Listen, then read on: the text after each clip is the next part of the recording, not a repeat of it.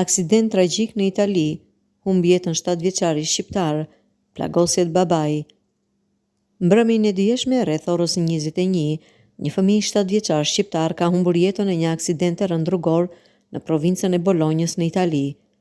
Mediat italiane raportojnë se një makinë Volkswagen Corrado që drejtohej nga një shqiptar u përplas më fort me një Renault Clio të drejtuar nga një 20 vjeçar.